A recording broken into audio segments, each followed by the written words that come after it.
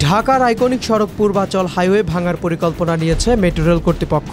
নগর বিশেষজ্ঞরা অভিযোগ তুলছেন, ঢাকার উন্নয়ন পরিকল্পনা এখন তৈরি করো ভাঙো আবার তৈরি করো মডেলের ভয়ঙ্কর চক্রে আটকে গেছে।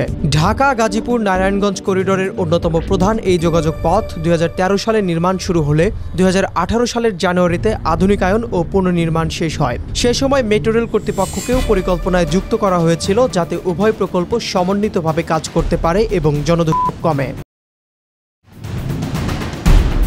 নগর পরিকল্পনাবিদদের মতে, ঢাকায় এক প্রকল্পের সুবিধা আরেক প্রকল্পের ক্ষতি ডেকে আনে। তারা বলেন, অল্প কিছুদিন আগেই বিপুল ব্যয়ে এক্সপ্রেসওয়ে নির্মাণ করা হয়েছে, এখন আবার সেই সড়ক কেটে এলিভেটেড মেট্রো নির্মাণের সিদ্ধান্ত নেওয়া হচ্ছে। এটি সম্পূর্ণ পরিকল্পনাহীনতার উদাহরণ।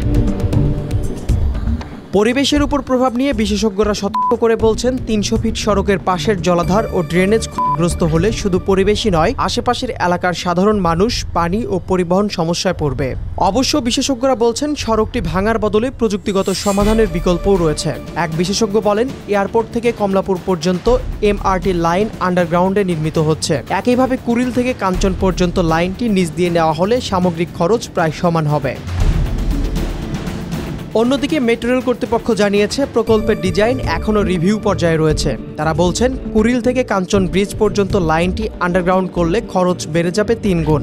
বর্তমানে তারা সড়কের ভেতর দিয়ে এবং পাশ দিয়ে বিকল্প রুট বিবেচনা করছেন, যাতে ভাঙচুরের পরিমাণ কমানো যায়। তবে খরচ বাড়লেও দীর্ঘমেয়াদে পরিবেশ রক্ষা, সড়কের অখণ্ডতা এবং নগর ব্যবস্থাপনার জন্য আন্ডারগ্রাউন্ড বিকল্পকে যৌক্তিক বলে মনে করছেন পরিবেশবিদরা।